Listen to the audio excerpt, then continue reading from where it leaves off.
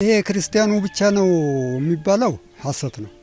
እንደ እውነቱ ከሆነ እውነት ለእግዚአብሔር ነው። እግዚአብሔር እውነቱን ነው የሚወደው። ክርስቲያኑ ተቆፋ ከንጀደሙ ሶባ ዱጋ ዱበቹፍ ዋቀዮ ዱጋ ጃለታ ሙስሊማ ፊ ክርስቲያኒ አመንቲን ገርገርታኒ ማሌ ቶኩማ ቀም እንደ ሃይማኖት መሪነቴ የሃይማኖት ልዩነትም የለም።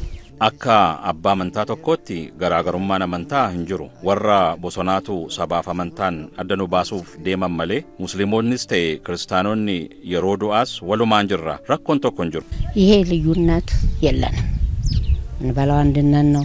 ተጋብተን ተዋልደን ገራገሩማ አከሲ hinqabnu yeroo yaannu waliin walfuune walirraa horreera. እውነቱ እንደ ሐቁ ከሄድን የሙስሊም ጎረቤት ካለ ልጆቻችንን አጥብታ dhugaa dubbachuuf ollaa musliimaa yoo taane daa'ima keenya harma hoosistee isheen kiristaanaas kan musliimaa nyaachistee obaastee guddiste cidhas waliin qabna du'as waliin qooddanna awwaalchis waliin tokkummaan hojjenna malee garaagarummaa tokko hin qabnu በአንድነት ነው የምንሰራው እንጂ እኛ ልዩነት የለብንም በፍጹም። የሃይማኖት ክፍፍል የለብንም። ሃይማኖትን ለመከፋፈል የፈለጉ ናቸው ማለት ሽፍቶች፣ ሌቦች ማለት ነው። walqoodiinsa amantaa hin qabnu kan wal nu qooduu fi yaalan shiftootaa fi hattoota. kanaan ala uummanni waliin jiraannee hojjennee buluuf guddinaa fi badhaadhina qofa kan feenu. የሃይማኖት ጦርነት የሚባለው የብሔር ልዩነት የሚባለው ውሸት ነው።